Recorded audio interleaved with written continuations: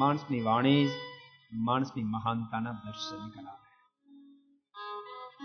યાદ રાખજો, માણસની અમીરાઈથી માપી નહીં શકાય કેવું ખાનદાન છે. માણસની બુદ્ધિથી પણ માપી નહીં શકે કેવું ખાનદાન છે. માણસની ઊંચાઈથી માપી નહીં શકાય માણસનું કેવું ખાનદાન છે.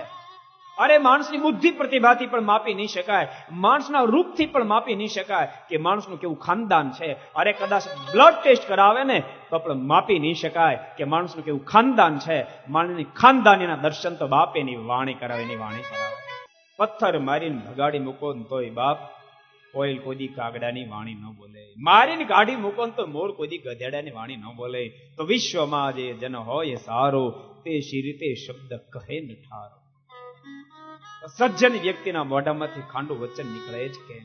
એકલન જાજો ઉગમણાને બદલે આથમણ ઉગે ને તો પણ મારી વાણી નહીં બદલે. મારી વાણીમાં ક્યારે હલકટાઈ નહીં આવે. જાતે પોતાની જાતે પોતે હલકા નહીં થઈ જાશો. વાણી જ માણસની મહાનતાનું કારણ છે. વાક્ય થઈ વિશ્વ બધું વખાણે, વાક્યથી કીર્તિ જનો ન જાણે. ચડે પડે જીભ વડે જ પ્રાણી, માટે વિચારને યાર ઉચ્ચાર વાણી. વિચારને યાર ઉચ્ચાર વાણી. માણસના પતનનું કારણ પણ વાણી છે. અને યાદ રાખજો, માણસની મહાનતાનું કારણ પણ વાણી છે. અને તમે ભૂલશો નહીં, જીવન સ્ટાન્ડર્ડ બન્યા સિવાય વાણી પણ સ્ટાન્ડર્ડ નહીં બની શકે. જેને જીવનને મહાન બનાવ્યું છે એની જ વાણી મહાન બની શકશે.